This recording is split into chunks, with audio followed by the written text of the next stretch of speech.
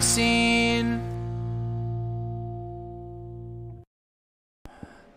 Hello, and welcome to the 256th podcast.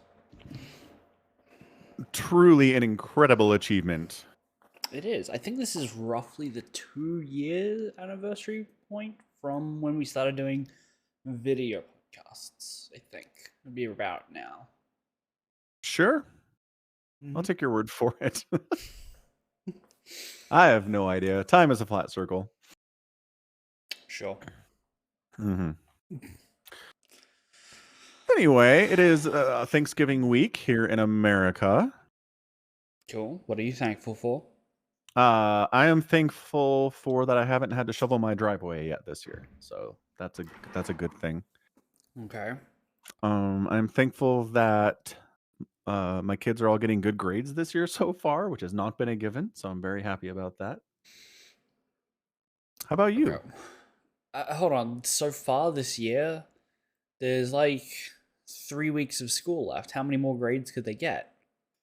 Like, surely at this point they've gotten most of the good grades that they can get for the year. I feel like you're. I mean, you're not wrong to be thankful, but it feels like you're worrying about something that isn't likely to change. School year runs for another 5 months in America? Yeah, school runs until like June. That's fucking stupid. I think we've had this discussion. Possibly, Summer's but different. it's at a different time. But I mean, we run our school year in like the calendar year. Like it doesn't lap. Yeah, half it goes September to June. That's stupid. Should go January to December, like the rest of the year. Right. Yeah, no, I remember. We've had this discussion before. How is it you remember we had this discussion, but you can't remember the thing we talked about on the podcast like last week or sometime? I don't know. I thought it was interesting. I didn't realize that's how it worked down there, and it stuck because summertime is flip-flopped. So the summer break is when the kids aren't in school. Here is June, July, August, and the summer break for you is like December, January, February or something. I don't know, man. You clearly didn't remember it that well. No, not super well. What am I thankful for? Don't know. All right, cool. Are the house prices going down at all there? A little. I've noticed some for sale signs that have stuck around my neighborhood over the last week or so. So that's good. Oh, yeah? Yeah, because I mean, I'm serious. For like a year straight, I wouldn't see them. There would be no for sale sign because you put your house on the market and it would instantly sell. Right. So the fact that we're seeing them and they're not going away indicates to me that buying has slowed down a lot, at least here.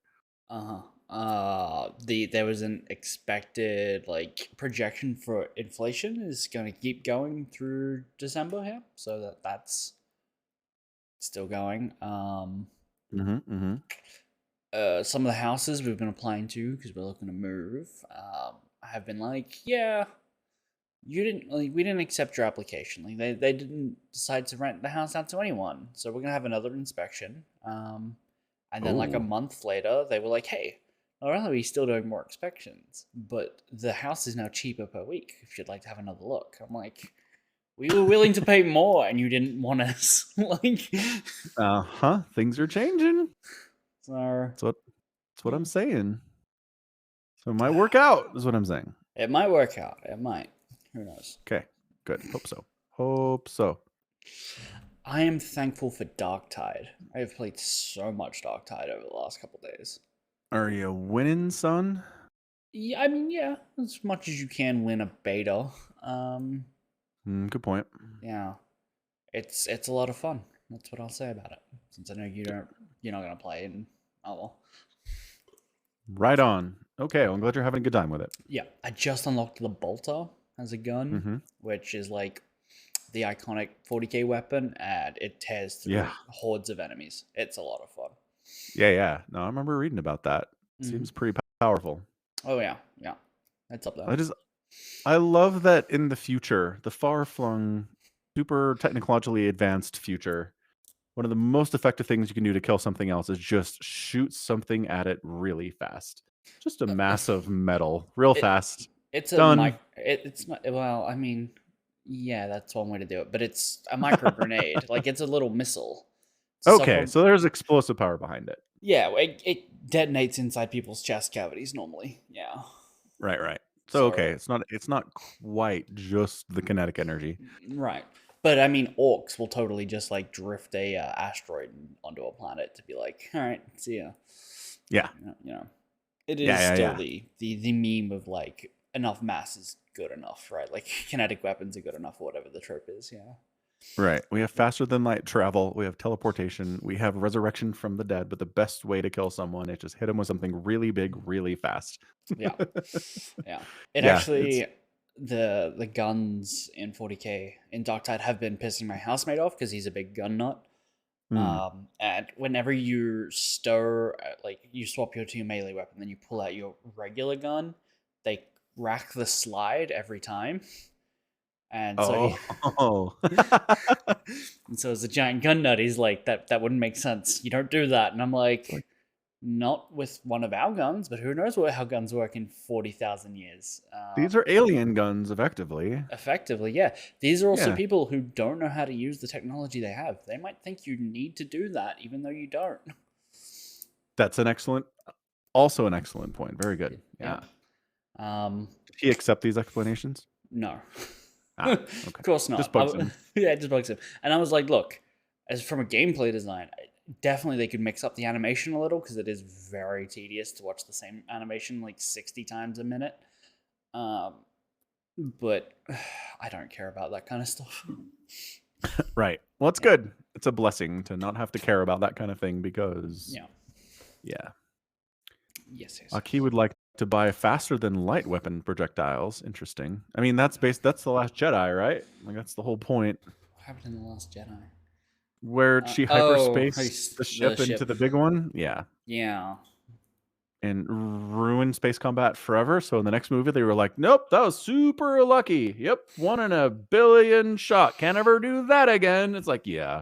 You had some discussions after that film as to what this meant and backtracked real hard, didn't you? Yeah. Mm-hmm. Yeah. Anywho, it's, oh man, tomorrow's the season finale of Andor. Cool. I can't wait to watch it in a week. As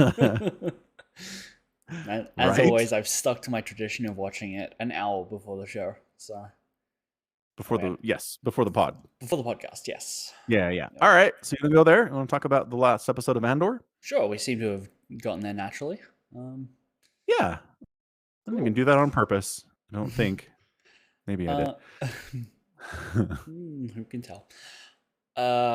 Another kind of slow episode, I think, except for everything going on with Luthen and his really kitted out ship. I really enjoyed seeing like, oh, this is what money can buy, right? When you're not trying to mass produce X-Wings or TIE fighters.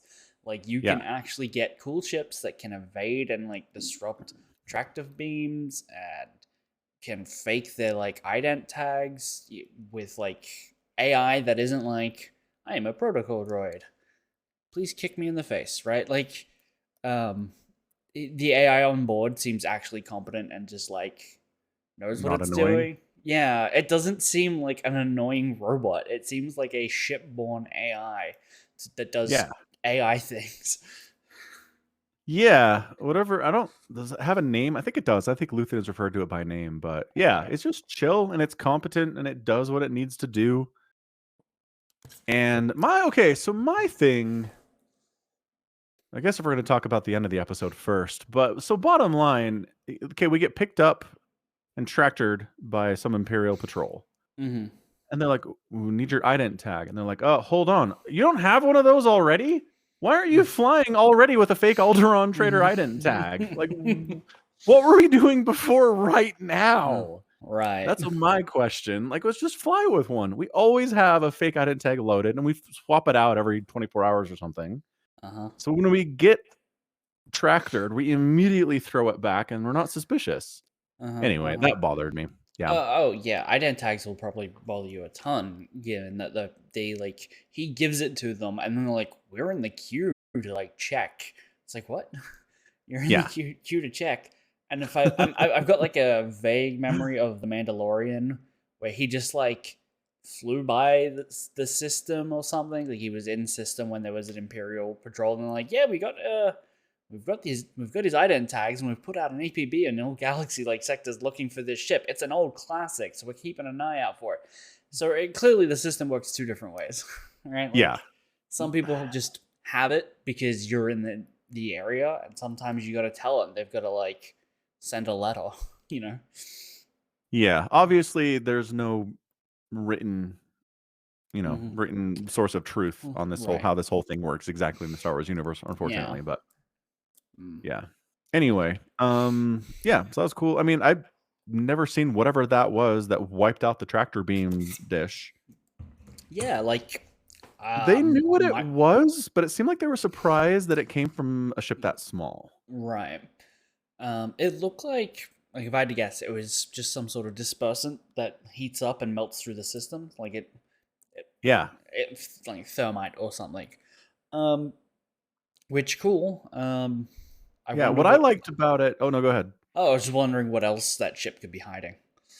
Yeah, right? Yeah. They probably didn't do everything that way. But what was cool is he tries to run, so they ramp up the tractor beam strength. Mm-hmm. But he's not trying to run. He's trying to get the strength faster, so it yanks the thermite stuff faster back into the tractor beam, Mm-hmm. into Yeah. the dish. So everything he's doing is like, okay, we've drilled for this. We know what to do if we get stopped. Mm-hmm. Step 1, step 2, step 3. All right, cool. If they launch fighters, here's what we do. Yeah, Yep. it was pretty Yep. cool. I thought he'd take some shots at the bridge after he wiped out the fighters. I thought he'd be like, pew pew. No, he's a stealth maneuverer. He's not like he's a hiding in plain sight kind of guy. He's not like I'm actually going to try and fight the big ships. You know, Yeah, it's not what that's not what he's equipped for. I don't think. yeah. Um, Probably wouldn't be able to kill it. yeah, I Probably couldn't assume get it. through the shields. Yeah, I mean, so the tractor beam doesn't have shields because Is it its job is to pull things to it, right? What's the Yeah. point of pulling something towards your ship if it's just going to bounce off the shields? So I imagine that they would be lowered at the point of tractoring.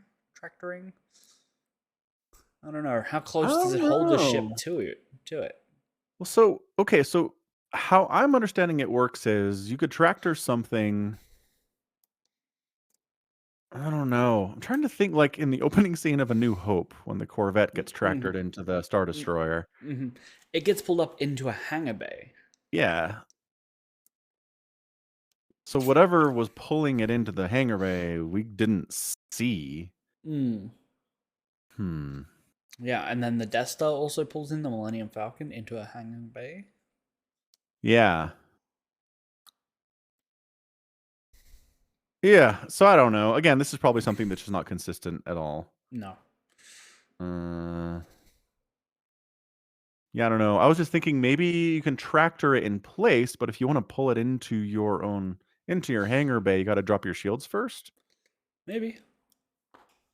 That seems pretty dangerous. I don't know. Maybe you can drop them in a particular area. Whatever. It doesn't matter. The It point does is, not. Luthen's awesome. I mean, really, why couldn't he just jump to light space? Feels like he needed to charge the countermeasures and Yeah. then so he could fly around. But And surely, generate the ID. yeah. But couldn't you just start powering your warp drive and then leave? Like, can the tractor beam out beam light speed? Yeah, right? Yeah. I don't know. And again, we've seen that's a calculation thing in Mm-hmm. Star Wars. You It can't is. just blind jump unless you're in Rise of Skywalker, in which case you can, but that doesn't count. But yeah, you have to calculate your jump or else you hit stuff. Well, I mean, I kind of don't like the idea that you just hit stuff because I know. space is like 99% nothing. So you should be able to just blind jump and not hit stuff. The problem I have with blind jumping in Rise of Skywalker is the fact that they only hit stuff, right? Right. They're always in a planet or an asteroid field or Right. something. And it's always like 9 out of 10 times, however many times they did it. It was something that we recognized. Like, oh, there's Vespin. Like, Yeah. It's like, okay, they just wanted to show us that these places still exist. Cool. Incredibly stupid. Yeah, that was stupid. It should have just been like hopping from nothing to nothing. But Yeah. it should be doable, but it's not. And oh well, that's something you just gotta accept. Yeah. So I mean, I don't know. The point though is that maybe it's like a single core, single threaded CPU on a ship. It can only do one thing at a time. Like generating the ident takes up a whole single core, single process, and then charging the countermeasures takes up the process, and then calculating the jump takes up the whole thing. Maybe you can't do stuff in parallel. I don't know. I mean, maybe, but like, okay, don't charge the countermeasures. Just work out the jump coordinates. Like, Right. surely Yeah. they would turn off the tractor beam when they're about to board you. Otherwise, they would get caught in their own tractor beam. That seems counterintuitive. So just wait. Wait until they turn it off and then leave. Yeah. Yeah. I guess. I don't know. I mean, it seems like in previous Star Wars things that I've watched, if you're tractor beamed and you try to jump, it just like tears your ship apart. So if you're tractor, that's not going to work. There are specific Maybe. interdictor ships that exist that just shut down all hyperspace travel within a certain field that they're How does that work? projecting. How does that work? I don't know, but it is an extremely common thing in Star Wars that they forgot existed in The Last Jedi because, again, Rian Johnson doesn't understand Star Wars. Right. But yeah, interdictor. It shows up in the system and bam, like you cannot jump anymore. Good luck. You have to kill the interdictor first. Man, I feel like most of the original trilogy is the rebels being like, shit, the Imperials are here. Get to a different system. Get to a new hideout. Why did they never have one? Did the interdictor never show up in the original trilogy? No. Not that I'm aware of. Interdictor. Where does it show up? Its history is so 4 years before the Battle of Yavin, it went active. Okay. So it exists in the original trilogy. Mm-hmm. Stop jumping me all over the place. StarWars.fandom.com. You need an interdictor and the wiki to Yes. stop you jumping all over the place. Yeah, I don't know. I can remember specific examples of, oh shit, an interdictor just popped in with 2 other Star Destroyers. We are fucked. Which are? But you give me those? that's the thing. I don't remember exactly where they are in the shows or chronology-wise or anything. Okay. Is this something from Anyway. like Star Wars Squadrons? Could be. Might be something that's an X-Wing versus TIE Fighter, too. Right. One of those missions. Because they kind of need to give the player an objective, and having a ship that stops you from just leaving seems like the thing to do. Yes. Pretty strong. So, developed Navy, commanded by blah blah blah at 0 ABY. So after the Battle of Yavin, which is first Death Star. Battle of Yavin. Yeah. Okay. I think so. No, it might be the second one. I'm not 100%. The Googles. Battle of Yavin is... Yeah, it's the second one, I think. I'm pretty sure. Because after the fall of the Empire, that's when they went with the new naming system, I believe. Okay, so what's the first Death Star battle called? Battle of the First Death Star. Maybe. Yeah, that might be it. It might be the interdictor is entirely something that I've seen in video games. It has never really been at all on the screen. So appearances: Star Wars Rebels. Okay, which I didn't watch. It's mentioned in the Thrawn books, which I read a couple of those. So yes. The Legends of Luke Skywalker. Yeah, more books. Destroyer Down, Star Wars Adventure. More books. Yeah. So it seems like a lot of books. So books and video games. Yeah. Anywho, how did we get there? How did we get to interdictor? Oh, because of the whole just shutting down warp speed. Right. So that's the question. Does it exist at this point in time? And no, it seems like they were put into service very close to the Battle of Yavin. And this is like 6 years previous. So interdictors don't exist. All they've got is these tractors. And even then, I imagine something that can do that is probably rare. Otherwise, why wouldn't you just install it on every ship? You know, Yeah. like you wouldn't. If you could put it everywhere, you wouldn't need tractor beams. You just hop into a system, be like, "We're inspecting everyone. Launch TIE fighters. Like, let's just round people up. What are they gonna do? Run?" No, but they'll kill your ship if you don't have any cap ships defending it. Well, that's the thing about the interdictor is that it shuts down all warp speed, but it doesn't have big guns to defend itself with because all of its power goes to shutting down warp speed. So you have to escort it. But yeah. I mean, you could say the same thing about tractor beams, right? Like the tractor beam, all its engines go to holding other ships in place. You still need something else to like coerce the pilot to like let you board without just blowing a hole in their hull, right? Mm-hmm. Shutting down all the ships in an area is like their warp drive is way more effective than pinning one ship, right? Yeah, for sure. So I have to just assume that it's rare and that's why it wasn't available here or isn't available commonly in a lot of places, and maybe it just shows up for places where you want to capture a lot of people rather than just like looking through traders stuff, you know, checking ID tags. Yeah, just routine patrol stuff, right? Right. Yeah. I don't know. We need a better Star Wars nerd to answer that one. True. For us. That is accurate, yes. Yeah. Anyway, yeah, so that was awesome.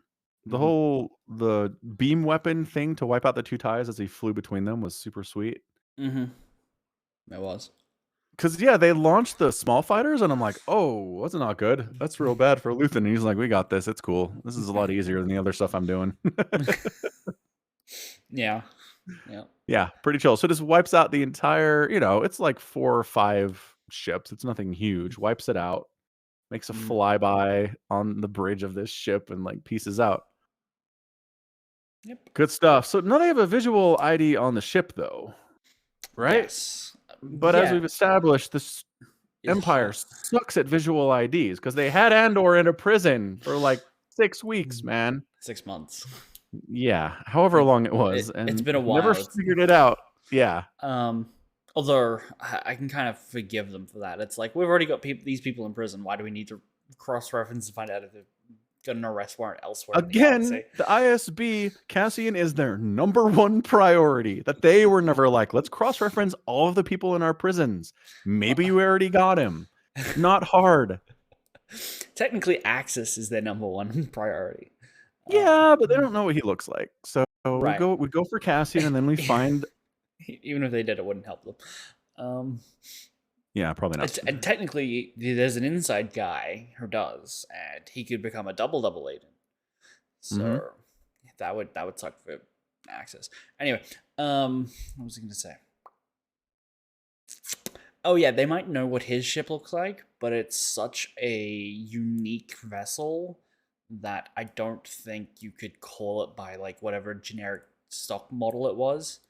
You know, it looks like this is the guy who has enough money that he probably has like a one-of-a-kind ship, and so it's like, well, we can't call this in as a, an XY aviator non-deploy, like they might not have a way to search for it in their systems. True, but again, that's why you have the technology to take a picture of something and share it with your friends. They don't have that technology.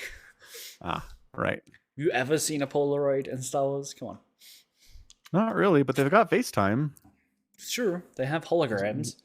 No, FaceTime. In this last episode, people were video calling each other. That's true. Like 3 times, which is, we don't see FaceTime a lot in Star Wars. In this episode, they're like, yeah, it's all the time. Cyril gets called by his buddy. Yeah. FaceTime. And then what's her face? Leia, not Leia. It's close to Leia. Luthen's right-hand woman. Does she get FaceTimed? He calls her when he's coming in. I thought it was just like on the phone. Like it was just audio. Nope, I don't remember video. Yeah, nope. Because when we see Luthen, he's up from his seat, Mm. But where he's sitting, there's a screen and her face is there. She's talking to him through it. Okay. Yep. So that's a FaceTime call. And then there was the Andor calling home was a FaceTime call, except he was out of the camera on purpose. Yeah. Yeah. They were like, I don't have Yeah. any pictures. And he's like, no, no pictures. No Yeah. names. Yeah. Uh, Except keep repeating my name, please, you hmm. country bumpkin. He called him Cassian like 3 times. Even after Cassian was like, no names, you idiot. Dumb. Yeah. Well. Anywho, yeah. So I did appreciate that it did take the time to show us that Cassian didn't just teleport from reaching the shore after the prison escape to ultimate safety. Like there was a lot of work that went into it, and Yeah. super lucky they ran into 2 aliens who really disliked the Empire for ruining their fishing. That was nice. Yeah. Very convenient. Yep. And it was really nice that he went back to Resort Town and nobody had stolen his case. That was great. Yeah. No one had cleaned on top of the shell. So that's nice. Yeah. And kind of gross. Standards. Yeah. uh, So he gets all his stuff back. So Mon Mothma, I did like the twist of when it's first brought up that Mon Mothma's daughter might have to do this child marriage thing to what's his face's kid, right? The thug? Yeah. Davos or whatever his name is. Sure. I'm getting that name from Game of Thrones though. Anyway, it might be the same. Hold on a second. Well, in Game of Thrones, it's Davros. The Onion Knight. No, it's not. It's Davos. Davos? No, I'm thinking of Doctor Who's Davros. Yeah. Very different characters. Davo. It's just Davo. Davo. Okay. So right. So we're like, oh no, Mon Mothma's gonna have to basically sell off her daughter. Her daughter's gonna hate her even more. This is terrible. And in this episode, it's like, no, she's into it. It's like, what? Does that make it better or worse? We don't know that the kid knows she's up for like proposed marriage, right? Like, I don't know. You see what they were chanting around that table? I think like their home planet is into some like weird traditionally cult thing, and that you don't think the 14-year-old marriage is part of that? No, I'm saying it could be, right? I'm saying it almost certainly is, but she's at the moment, we don't know that she's like, oh, by the way, I've got someone lined up for you right now. It's one thing to be like, yeah, this is the thing my culture did back on our home planet that I haven't been to in who knows how long. Let's keep the old traditions alive. And it, you know, until it becomes real, kids are dumb, right? Like, yeah. She is like, yes, I propose it's like arranged marriages for 14-year-old girls. You're a 14-year-old girl, Pikachu face, right? Like leopards ate my face kind of bullshit, you know? Or even like, yes, and it doesn't really hit until it's like, this is the dude you're marrying. And it's like, oh, I didn't think it would affect me. Oh man, that'd be another. God, that would be hilarious if it's like, okay, so we're worried about what she's gonna think, and then we're not worried about what she's gonna think, and then now we are worried again about what she's gonna think. Sucks. Yeah, it's brutal. Yeah. So she's very sad. They once again explain to us in great detail about her economic problems and. Yeah, I mean, if there's one thing Star Wars should always like stray away from a little bit is like the banking system, I feel, and who's getting taxed and where's money going. I feel like that didn't go down well the last time they did that. I feel like there was a run of shit movies that focused on that for a minute. I'm not sure. Not wrong. Yeah, not wrong. Definitely one of the worst parts about this show so far, I would say, is the amount of time they've given to Mon Mothma's banking system. Yeah. And I guess they really want us to understand why she would sell off her daughter like this. Because it's pretty terrible. But like, I don't know. Apparently it's either that or she gets busted by the Empire, or at the very least, she can't fund the rebellion anymore. Right, but they just stole 80 million credits from Aldani. Like, give 400,000 back. It's not that hard. It's not even a lot.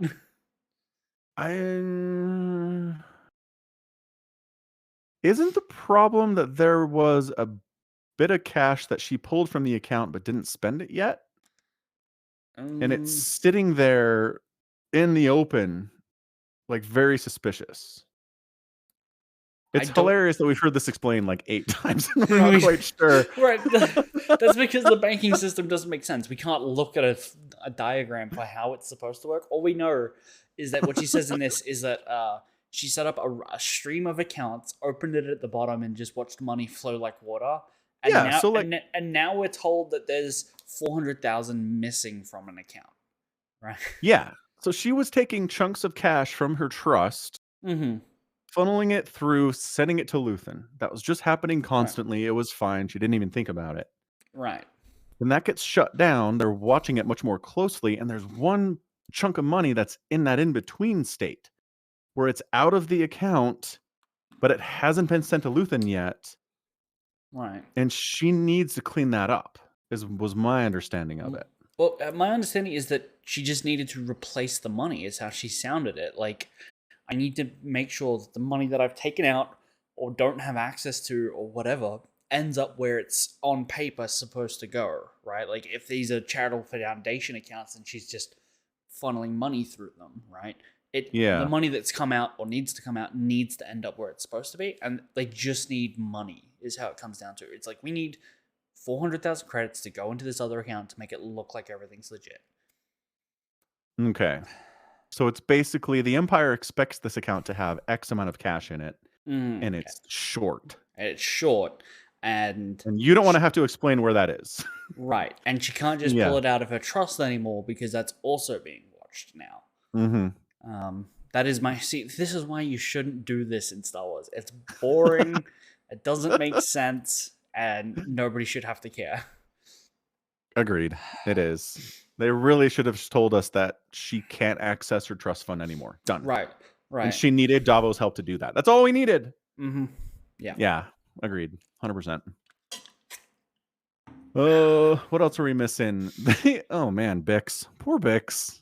So like, she's in her cell. I guess it's a hotel room because that's where they're set up, and she's just like leaned up against the wall, like remembering all the bad stuff that's happened to her and the conversation she had with her torturer, and like she is not all the way there. She can't walk to the interrogation room. She has to like be helped by this dude.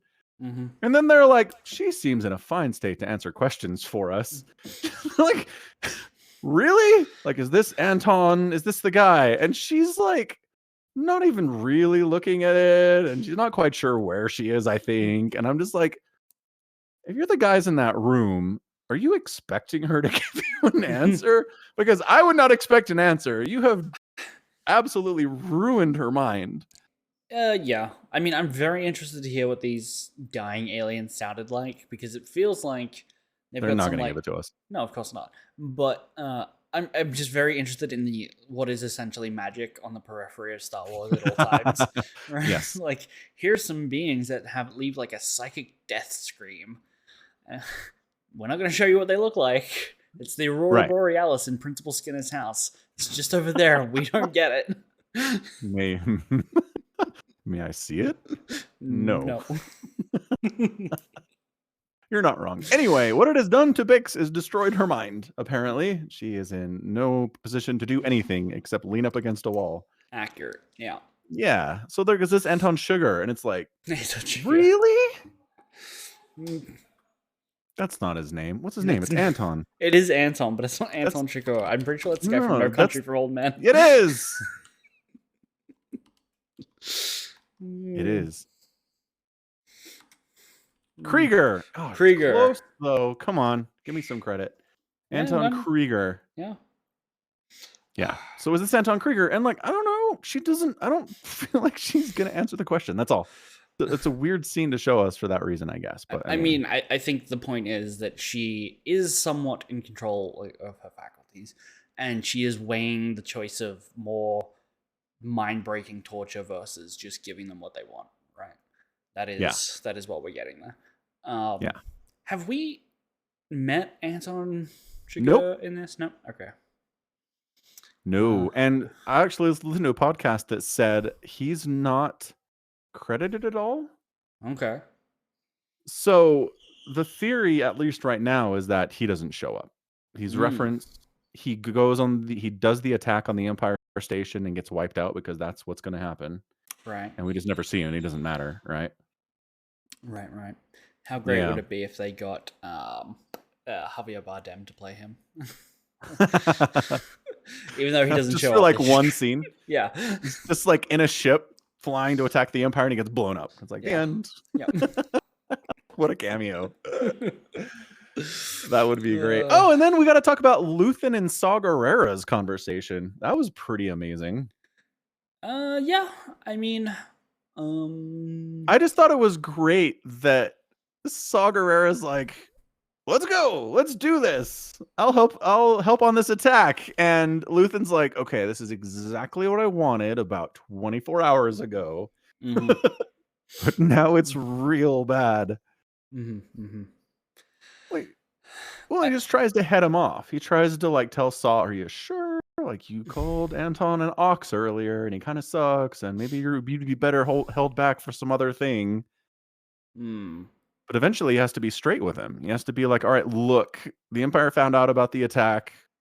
I'm sacrificing Anton and 50 men mhm. so that they don't suspect we have an inside man. Yeah. I'm just not sure, like, where Saw Gerrera's story goes in this. Like, because this is his second scene, and it's like, okay, in Rogue One, he's set up as like a militant X faction of the rebels. Like, he is far too, let's just go and kill these guys for the rebels, even. And paranoid and unreliable Right. and crazy. Yeah, Yeah. he has all those things as well.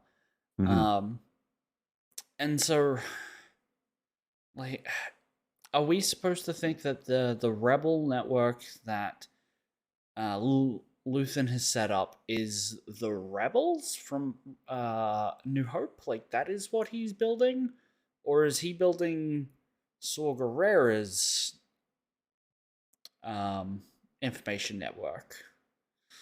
Maybe all of it. Maybe he's trying to coordinate these disparate groups of rebels who maybe don't like each other and don't get along, and he's trying to help them get along. That's what the whole first conversation with Saw and Luthen is he's trying to get him to play along with Anton.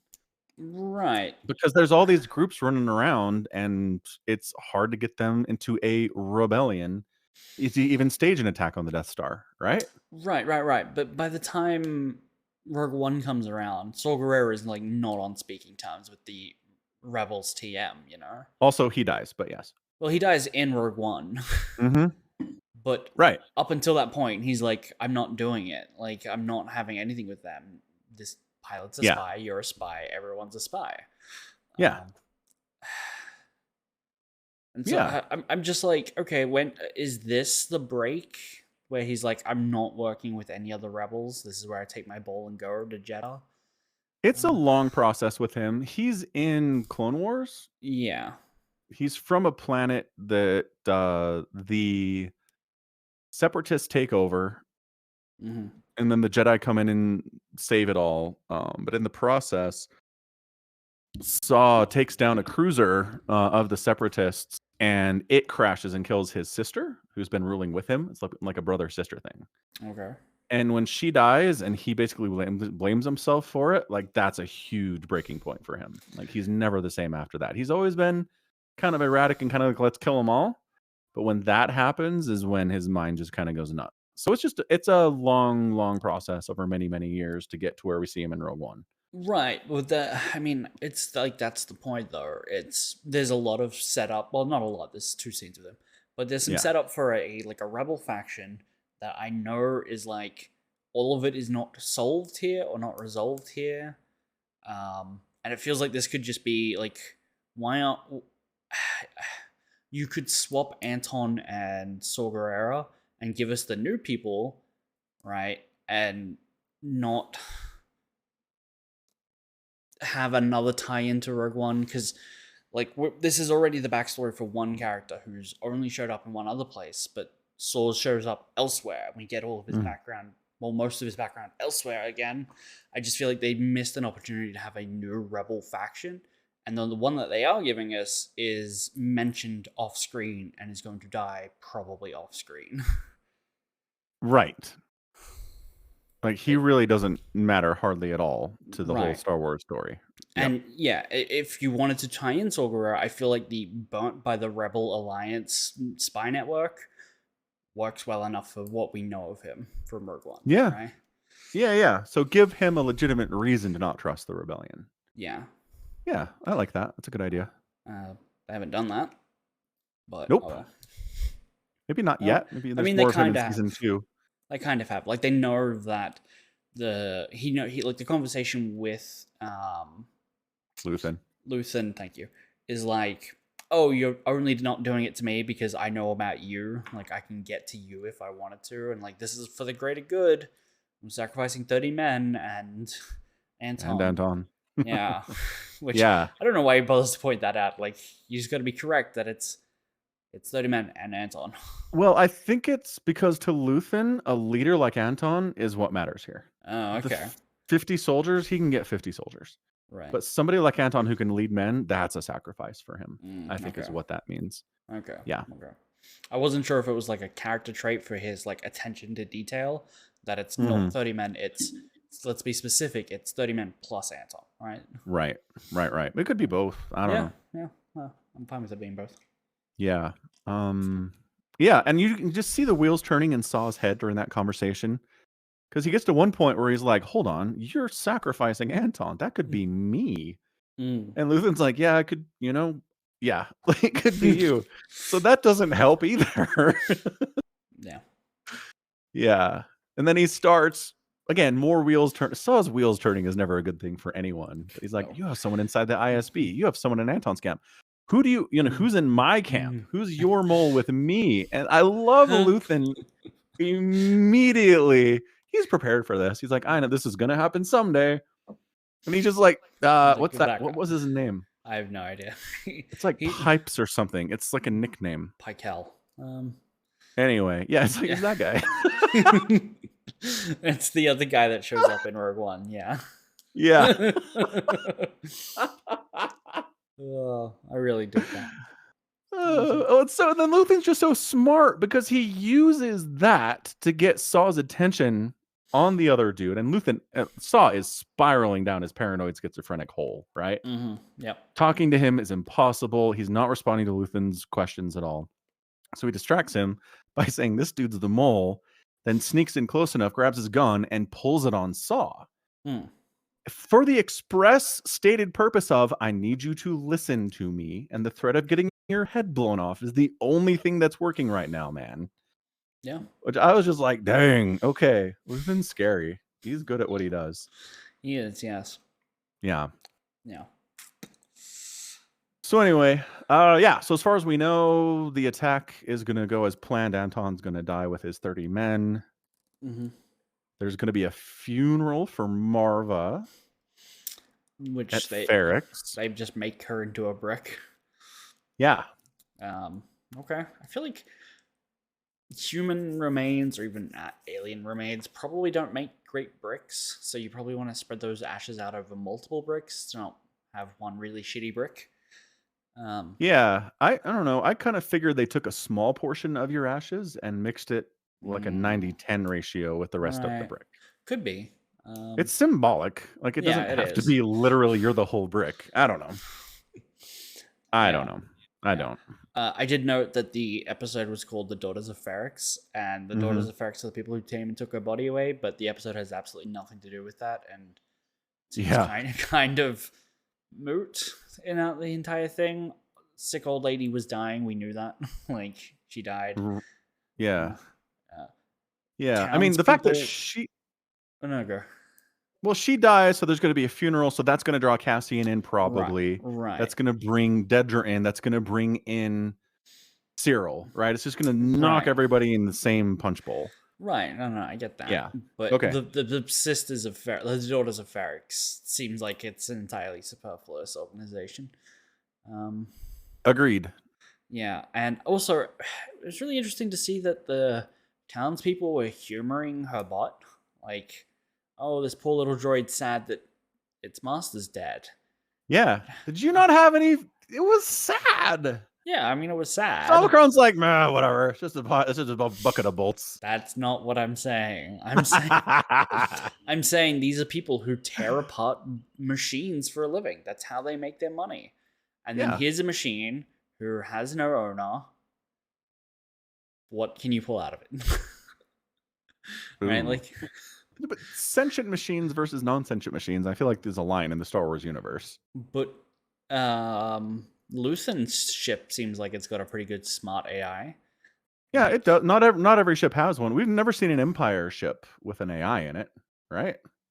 Which is weird now that I think about it. Yeah. I mean, we know that the Millennium Falcon has one. It's just mute. Right. Yeah, we do.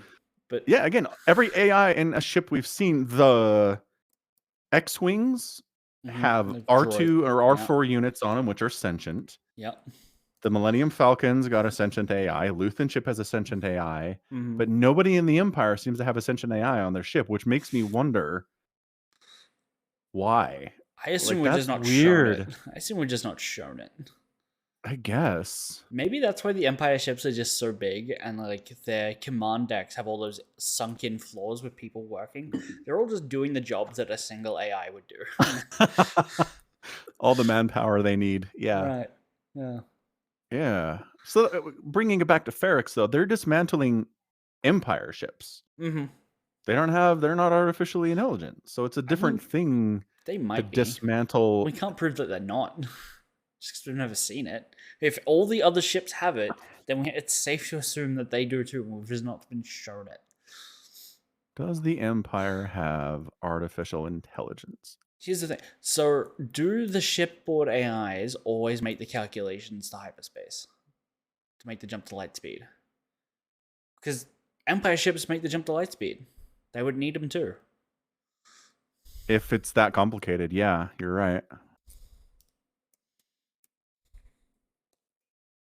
I don't know. This search is not going very well. No, I think it's another aspect of Star Wars that nobody besides us has ever thought of before. Someone has to have noticed that the Empire doesn't have obvious AI in any of their ships, though. We can't be the first one to have that realization. They have the robots in the Empire. Like, they have those little car droids that are skitting about everywhere. Oh, that's true. And the little mouse ones? Yeah, they have BB-8 in The Last Jedi, the little black BB-8. And KS-2O is sentient, and he's an Imperial, like, enforcer bot. Yeah, But the one that captured Cassian didn't seem to be sentient. No, it was pretty autonomous. Like, took things pretty literally. Took a direct order. That's all it could really do? I don't know. Yeah, I don't know. But at the same time, you can reprogram it to turn it into K2SO, which seems sentient by all standards. So maybe 100% seems sentient. Yeah. Yeah, and we know that there are restraining bolts, like that just kind of mute or dull a robot to some degree. They can still drive and take basic commands. So maybe like the Imperium just uses an awful lot of restraining bolts. Yeah, maybe they don't trust AI. Yeah. And maybe the rebellion's desperate enough to use AI. Because maybe the threat of a giant AI rebellion is as big in their universe as it is for ours, right? Right, maybe. And maybe the rebellion's just desperate enough to take the benefit of the AI and risk having it like take over their entire fleet one day. Maybe. I mean, I feel like AI's everywhere in Star Wars, so if it did happen, they would be screwed. But also, the AI isn't central enough. Like,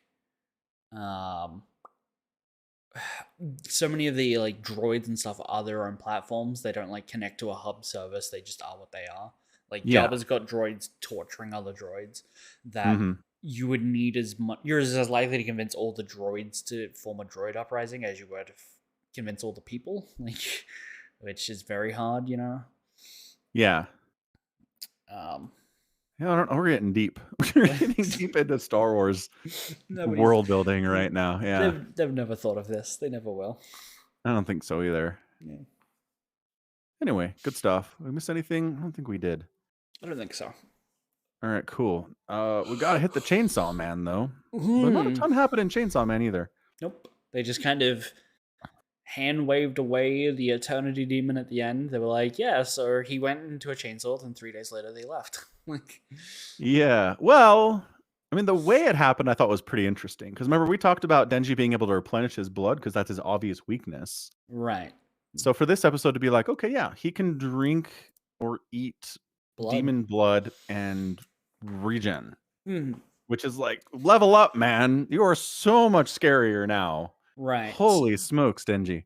So that is a holdover from the Chainsaw Demon, because when the Chainsaw Demon was nearly dead, he gave it some human blood and it healed. So him being part demon, part human can kind of like drink both and be fine and be healed. Pretty powerful. Watching Eye Patch Girl like restart his chainsaw cord with Ghost Arm was pretty cool. Yeah. That was a neat touch. I do feel a little... That's how I feel about them being like, yeah, so this demon that's like the embodiment of eternity gave up after 3 days, of pain. It's like, oh, you were cut into for 3 days. Better show you my heart. Here, please kill me. Yeah. And that's a different thing, right? It's not that it, against its own will, lost. It gave up. Yeah. It volunteered its heart, which again was right there the whole time. Yeah. Why were you saying it wasn't here? I don't understand any reasoning for you to say that at all. Yeah, I don't know. You didn't have to volunteer that information, and it was a lie anyway. Yeah. Yeah. And I don't know. If it was a regular demon that Denji was torturing for 3 days, I'd be like, okay. But you're right. The fact that it's the Eternity Demon, which implies a capability of being able to withstand eternity. Yeah. Yeah, that's a good point. My assumption is that the way it took the building into like its own demonic temporal loop or something. Yeah. And at that point, everything within it was cut off from the outside, but so was it. And so it could only feed on the fear of the people in it. And after 3 days, everyone in there was just kind of both bored and numb to it all at that point. Starving to death. But so yes. it also was just like, well, I'm kind of fucked here now too. Like, I wasn't able to kill them all. I'm being occupied by Chainsaw Demon, who can eat me as much as I can eat them. And I can't eat them, but it can eat me. Yeah. So maybe it does make sense, but it was very quick. It was like in the first 2 minutes of the show that it was all over. I'm like, you spent 2 episodes here to wrap it up so quickly. Yeah, we spent 2 whole episodes in that hotel in that indeterminate location. And then, the first 3 minutes of this episode, they're like, and then they won. I wanted them, when they left the hotel, for someone to be like, this is the exact, like, be able to tell somehow this is the exact moment we went into the hotel, right? Was it 3 days outside? We don't know. They didn't tell us. Right. Like, it would have been nice to have just someone who was like, I'll wait for you here. Like, and he's just out there. It comes back and they're like, oh my God, what the fuck happened to you guys? It's been 20 seconds. Like, it's been 4 days. Why do you guys look like you're starving to death? Yeah, that would have been good. I don't know. Someone on the outside. But no, they're like, we need to have a party now. And it's like, okay. I guess. If there's one thing to do when you've been starving, it's to consume a lot of alcohol. Yes. And food. And sashimi. And fried chicken. But Power gets all of those things. Yes, true. I like how none of them bothered to ask Denji his age. Yeah. I'm sure Makima knows. Well, he doesn't hardly know. No, he doesn't know when he was born. Like, he has like that orphan vibe going on about him. That's like, I roughly remember the last 16 years. Who knows? I didn't really celebrate my birthdays, dudes. Yeah. Yeah. But I love that Power. He's what? Oh, he's still somehow reserved enough to just be like, I'm just drinking tea. Like, yeah. Like, why is he not like? I feel like he would have been like, yeah, let's have some booze. Like, yeah. He's like, I could die tomorrow. Give me some alcohol. Right. Like, it feels weird from like the author's perspective to be like, we can't have underage drinking, and then at the end of the episode be like, but his senpai is gonna sleep with him, like drug him and sleep with him. Where it's like, oh, that's a bit yabai. I was gonna get there. Yeah. Well, she wasn't the one who was like, boy, I sure hope Denji isn't drinking. That was key. Like the responsible ones were like, I hope this underage person isn't drinking booze. She was like, whatevs. I'm already wasted 5 minutes into this thing. Well, she got into a drinking contest. That tends to happen. After she was already wasted. She was blitzed. And then Makama's like, let's have a drinking contest. And she's like, okay. She's a mess. Understandably so. Oh, yeah. Complete mess. I am utterly fascinated by the fact that there are other divisions that have fiends in their groups. Yeah.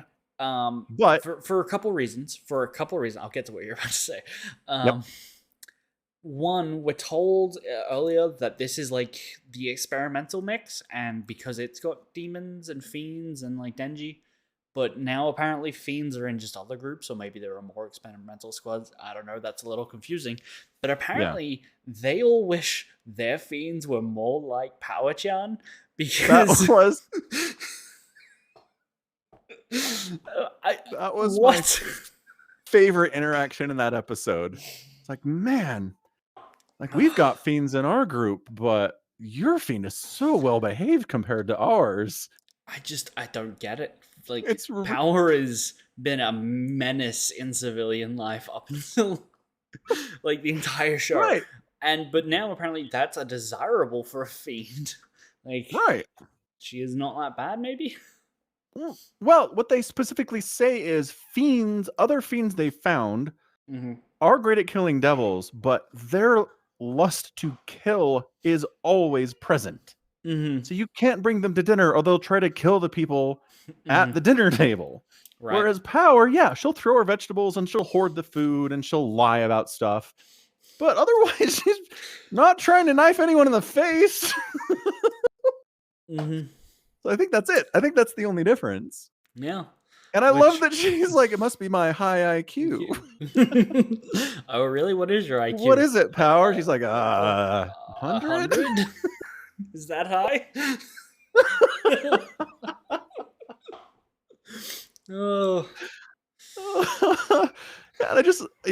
I love the serious question too. They're like, one of the other devil hunters is like, is that real? Like, does IQ matter in situations like this with fiend possessions? And Power's like, I'm not helping you with that. I'm just gonna lie about what it is and end up at about 1,000 IQ. Sounds right. 500. Yeah.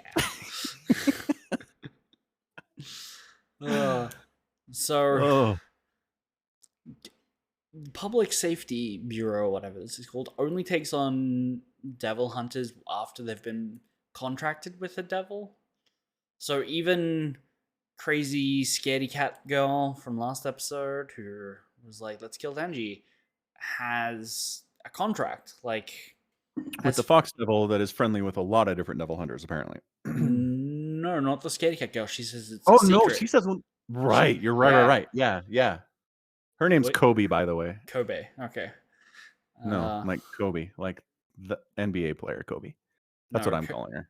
Kobe, as in the Japanese word Kobe, like Kobe beef. Okay, so she's such a cow. I'm kidding. I actually don't hate her character like some other people. You didn't hate her in the hotel? No, I thought it was a perfectly normal reaction. That's the thing. She's a shitty devil hunter because she has normal reactions to trying to face down devils. Yeah, and that's the whole point of this episode. And we gotta have a screw loose. Exactly, and we basically now have she's probably going to die. She's a normal person. She likes going out and eating nice food, but she's forced to spend all her money like giving it to her family so they can send her little brother to college. And we're gonna feel bad when she dies. Just you watch. That's what they're setting up here. I'm curious about how. No, but she does have access to some kind of a devil that she's not willing to tell anyone about. That's and true. Nobody pushed her on it. Wasn't that weird? Is this a normal thing? Because you would think... Is everyone that's normal. Because the one guy is like, don't share who you're contracted with unless you trust these people. But on the other hand, it's like, you need to know what your friends can do in this kind of weird supernatural firefight kind of way. Totally. Like, if you know that Aki-kun can like summon the fox devil's head to eat people, that's helpful. Like, Yeah, knowing use how to his powers use in their conjunction with assets. yours, Yeah. right? Yeah, So, and I was totally expecting someone else at the dinner to be like, "Really?" could you give Like, us a clue? that's weird. Yeah. Mm-hmm. Anyway, yeah, whatever. We'll see how she does in the Yeah. next fight. She's utterly useless again. She might be. Who knows? Yeah. So, poor Denji, right? Yeah, poor Denji. It's just like the running theme of the show is poor Denji. Yeah, kind of. He gets what he wants in the worst way every time. It's like, Yeah. I want a cup of Well, feel. I met Power-chan. She's gonna let me a cup of feel. It's kind of unsatisfying. Like, I don't right. care about this person. Right. And then he's like, Right. I'm gonna get that Kisu. And then he gets it and gets a little more than he bargained. Yeah, it gets puked right in his mouth. Yeah. Horrific. Super Oof. bad. Then swallows it for reasons? Yeah. Yeah. Oh. I don't know. That little flashback of him with Pochito was Mm-hmm. so sad. Cheeto. Like, he's literally dumpster diving with his dog, pulling half-eaten hamburgers out of a dumpster Mm-hmm. and looking down on the rats for eating puke. It's like, I get it. Like, you got to look down on someone no matter how bad you have it, but dude. I mean, at least he wasn't eating the rats. True. Yeah. I'm sure Also, he's eaten a rat before. Sure, he's eaten a rat. probably, yeah. Yeah. Okay, so Eternity Demon clearly seemed like he knew the Chainsaw Demon, not Denji, right? Like, everyone's like, Yeah. what's Genji's deal? But they're like, he's like, I knew it was you, Chainsaw Demon. So is Chainsaw Demon, like, is he merged with the Dog Demon to go into hiding, right? And that's Right. what Pochita is. He's half chainsaw, half dog. Or Because- is the dog Chainsaw? And Eternity fears him and wants him dead. What is the history of this dog? Well, I feel like the Eternity didn't see the dog. He just saw Chainsaw. Right. So what But is he Chainsaw doing knows- as a dog? Because Why isn't Chainsaw the dog? Because Because that's how chainsaws Denji aren't- got it. Chainsaws aren't dogs. That's my point. Why can the Chainsaw Fair. Demon take the form of a dog? All right. Yeah. So you're saying Chainsaw Demon is an independent entity of both Denji and Pochita? Well, no. Pochita is likely the combination of two separate entities. And that's what I'm saying. Well, no, Chainsaw is independent of Pochita and merged at some point, is your theory. Kind of, right? Like, the entity that is Pochita is Chainsaw Man and something else, right? That something else isn't Pochita itself. It could be something else, right? And when they form, they make Pochita. Like Goku and Vegeta make Gogeta when they fuse in Dragon Ball Z, which I'm sure you're very familiar with. I understand the concept of fusing Samacron. I got it. Right, but you can't fuse apple and orange and call it apple orange, right? Like, you know what I mean? Like, you're saying, I'm just getting caught up on the specifics. It doesn't matter as much, but because Pochita is part Chainsaw, right? We know that, so you can't fuse Pochita and Chainsaw Man to get Pochita. That doesn't work. Right. So what is the other element that makes Pochita? Yeah. And when Eternity is referring to Denji as Chainsaw, right? Who's he talking to? It's got to be trying to communicate with, because they're not answering. Denji doesn't know what the heck's going on. Right. If I had to guess, Chainsaw Man is likely not the first time the Chainsaw Devil has made a contract or with a person, and that the way Denji looks when he is using that is not unique to him in some way. Like, his head and Chainsaw's visage might be something that demons have seen before. Like, or maybe the fact that they're chainsaw blades tells him that it's Chainsaw. I don't know. No. Obviously, yeah, that identifies him as the Chainsaw, but it's not the first time that someone has been the Chainsaw Man. Right. It's a legacy title. That's what they fear. Yeah. But I feel like if there has to be an independent Chainsaw Devil. There has to be. There is, and it could look like that as well.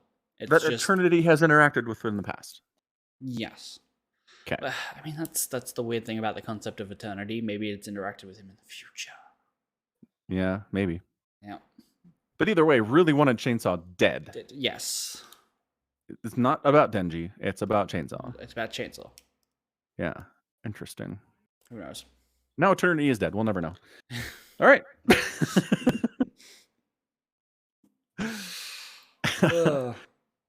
Yeah. So anyway, Himeno, Eye Patch Girl. We get some flashbacks with her talking with Aki and talking at a graveyard and being very sad, and we understand why she's such an horrific wreck at this dinner immediately and the whole time thereafter. And drags a 16-year-old home and then tries to have sex with him. Yeah. Like, Himeno, you are in a bad place, lady. And again, we've got Denji. Again, poor Denji.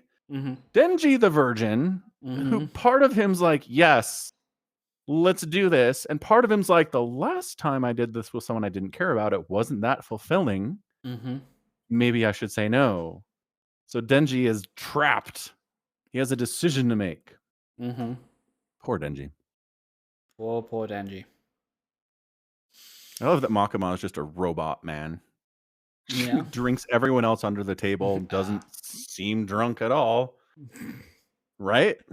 She's not slurring her words. She's not yelling stuff. She's acting like Makima. I assume she's got like she has a tab at this little izakaya where they're like, I'm gonna get into drinking arguments. Make sure you give me the light stuff. All right, like she's cheating.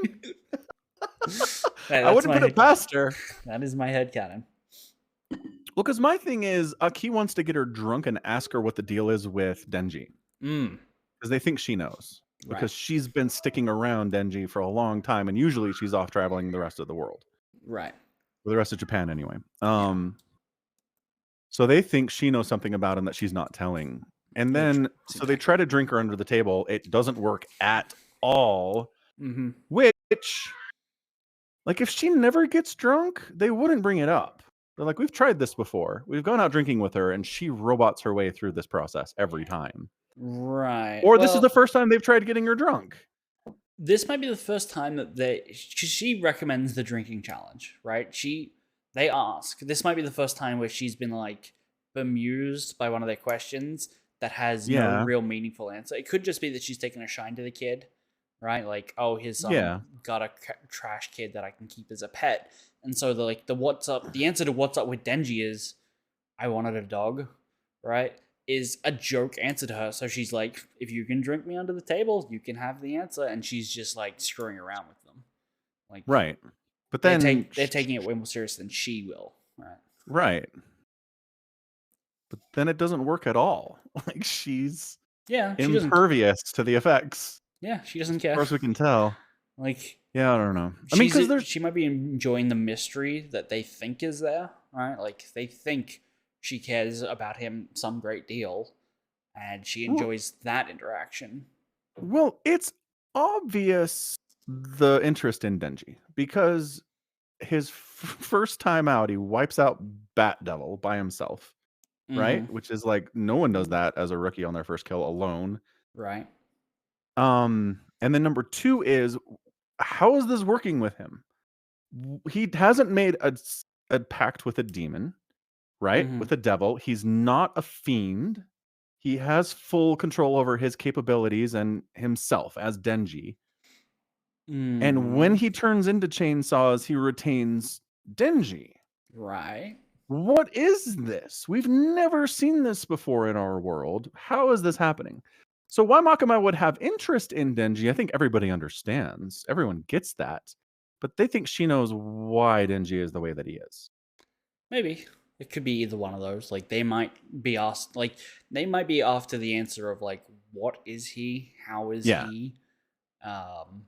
Or just why is he? Like, why is he here? Like, why is he not on a slab, being dissected and trying to figure out, like, what makes him tick? Well, because the whole goal is killing the gun devil, and he's on the short list of people that they think can take down the gun devil. Yeah, that's Aki's like motivation. I feel like and Makima's too. Makima feel like she has put that in gave that to him so that To he could. Aki? No, gave that to Denji. Was like, hey, Mm-hmm. let me give you this idea about killing a really powerful devil to make you fit in with Aki more, like to have you have like some unit coherency going on to try to Hmm. align them, because a lot of Makima's language to him is like subservient. Like, you are my pet, you are my dog. When I talk about food, it is pet food that I'm referring to. Yeah. The like subtleties of Japanese language that Reddit has been thoroughly explaining. That From the moment they met, she's treated him as an animal. yeah, which is why I It's don't never think stopped. right. I that's why I don't think you can just be like, oh, he wants to kill the gun demon and she wants to use that. She gave that to him. She just wants a pet. Right? Like, she wants to control and manipulate him for some reason other than his ability to kill demons, I think. I don't know. It seems like everybody's main goal is to kill the gun devil. That's what all the devil hunters talk about constantly. Mm, I don't think all Right? of them do. I think Aki does, and Rocky does. Himeno, Eye Patch Lady, because like they've worked together for so long that they've also now shared the same goal. Yeah. I feel like the other ones are much more interested in doing something else, like just being public safety officers or whatever, right? Like, Just they're in this for killing the career, whatever devils pop up. That's what they care about. right? Yeah. Okay. Because there's no reason they couldn't just wander off on their own to go and try and find the gun devil, right? Like, why have the red tape that says no, you need to go to this random hotel where people have gone missing, when you could just bugger off and chase down your own leads? Like, why not? Why go into the job? Like, why go into public safety work when apparently you get very lucrative offers from the private sector? Do that for a year, save up some money, go devil hunting in your own time. Yeah. I mean, except devil hunting's incredibly dangerous. Right, but that's what We're the private sector is still doing that though. Like, that's what the that. job that they're getting offered to do. Yeah. No, I know. So why not do that? Yeah. Well, because it's an ideological decision to try to take down the gun devil in hopes that that will make the world safer as a whole. A lot of these people seem to have personal grievances with it, not ideological ones, where the gun devil is the biggest, baddest demon, so we need to go kill him. It's, I want revenge for my family. Yeah, that's true. I'm just saying, if these people, if Mm, most of the people at that like isekai drinking table was, I just want to kill the biggest, baddest demon, feels a little weak to have all joined a like public sector job where that is not what they will be doing 99.9% of the time, you know? yeah, true. I feel But like again, the group has to have different motivations. well, and again, to be a good devil hunter, you got to have a screw loose. So Right. yeah, Well, there's a difference between being a good devil hunter and being a devil hunter. yeah, Not 100%. everyone at that table is a good devil hunter. No, and the ones that die, they've established, are too normal. Yeah. Yeah, Yeah. yeah. Anyway, yeah, poor Denji. His first kiss is abjectly terrible. Mm-hmm. Gross. And then an older woman is trying to rape him. So How great. do we know how old she is? Let's check the Chainsaw Man fandom wiki. I have a feeling she's like Himeno. 23. Yep. But if he's 16, that's statutory. I I don't know if don't. that counts in Japan. Does that I count in don't. Japan? Yeah, I don't want to be that guy, but not in Japan. Ah. Well, all right then. Abilities, skill set, personality, appearance. No age. Nope. Okay. I assume young. She looks young. Well, yeah, I don't think she's 40. We're not all old like you. Right. Definitely not old like me. Yeah. Mm. Blah, blah, blah, blah, blah, blah. Ghost Devil contract, good at hand-to-hand. Trivia. Mm. She's ranked 8th on the popularity poll. Okay.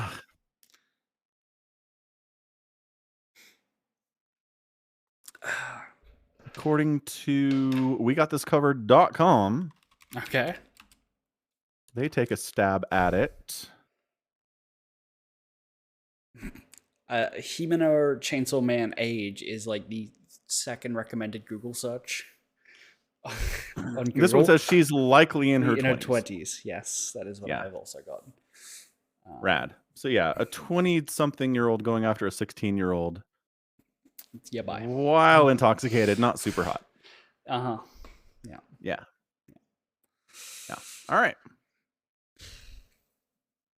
Yeah, it's good. It's good. Continues to be good. There's mysteries, there's questions we want answered. There's what ways will Denji be pooped upon in this episode? I mean, I am a little worried about where Denji goes as a character, because a character who's just like horny, I think that's his defining characteristic for a lot of the time. He really likes food, but I guess he's horny for food. Yeah, but I'm just saying that like there's a lot of anime that are just like, I'm a dude, I end up with like a posse of just women who all want to bang me or get me. Harem anime, right? Yeah. There's a ton of that, and so far this is not that, despite there being a lot of women, and so far 3 of them have made out with him or let him grope her. I'm just worried because I keep getting told that 3. Makima is entirely manipulating him. Yeah. So She's did not Power. into him. Yep. So did Power. She's not into him. The only one who's remotely probably into him is Himeno. But she fucks all the dudes, apparently. Well, she kisses all of them. She doesn't necessarily bang them all. Wow. Makima was surprised to find out that she had like let him away. She was like, "Oh, where'd they go?" Like that's weird. She doesn't normally do that. Who knows? Wait, what?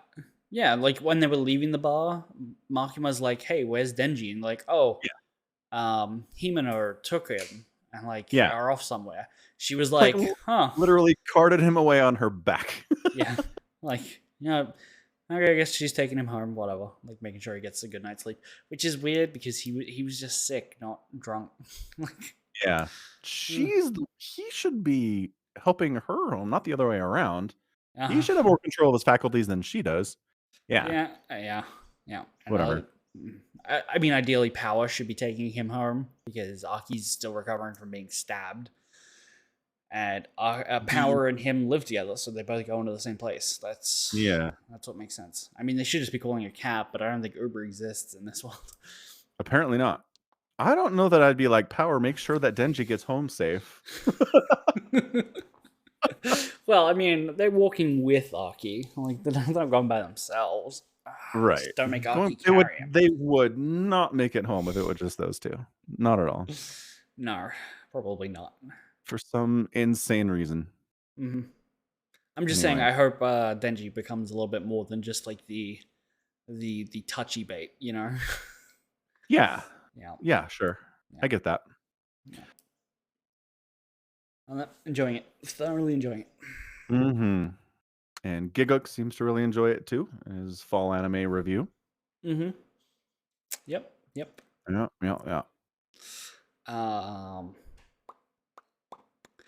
Yeah. Are you like, okay, so full anime view is usually like a great way, like his little platter of what's coming out this season. Mm-hmm. Did you see anything else that you thought might be interesting on that list? Not especially so. I did like that he said 10 points to this isekai for actually getting rid of slavery instead of what every other isekai does and keeps it entrenched. Well done, isekais. I know that was funny because I have been watching Beast Tamer where it's just like, hey, that's a slave contract. Which is entirely my reaction when I saw that. I'm like, oh, he's a beast tamer. Like for the first like half of the episode, he's just like taming squirrels and a bear, and I'm like, oh, okay, this is cool. And there's like this weird dynamic where he gets kicked out of the party for the hero, and I'm like, okay, he does his own thing, and then he meets the cat girl, and she's like, you could slave me, and I'm like, here we go. Yeah, I should have seen it coming. I should have seen it coming. Yeah, that's accurate. Yeah, that was funny. The incredibly violent maid anime is weird.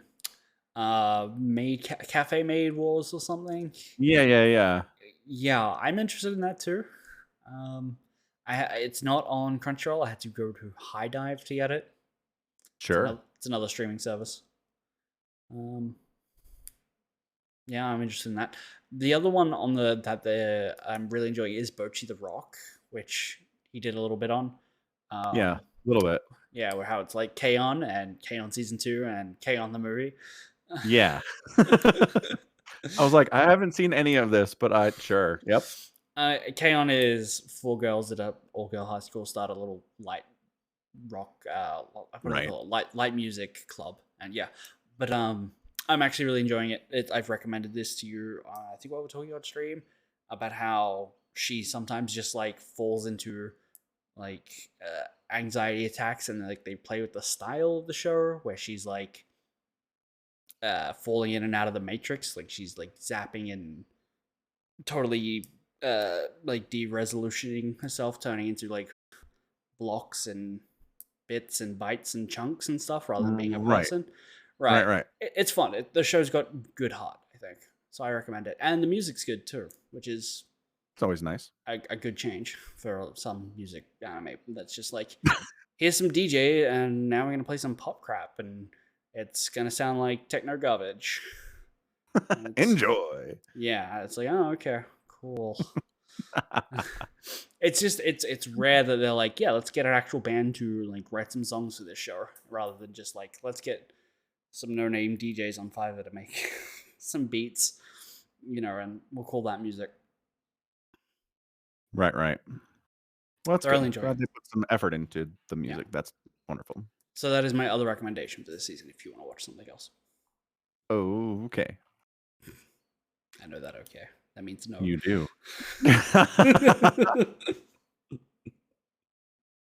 Well, all right. Man, we're an hour and a half into this thing. We should probably wrap it up. We can wrap it up, yeah. All right, cool. So that is going to be it from us today then. This has been Falcon Paladin and Somicron with another edition of the Falcon Paladin Hour, streamed live at twitch.tv/Somicron every week. So head over there, hit the follow button, and get notified when we go live. You can also find us on YouTube by searching the Falcon Paladin Hour. You can support the podcast directly at patreon.com/Somicron and also through buying merch at falconpaladin.store. Accurate. All right, cool. So yeah, that's it from us today. Thanks for hanging out. Thanks for listening. And until next time, as always, you take care of yourselves.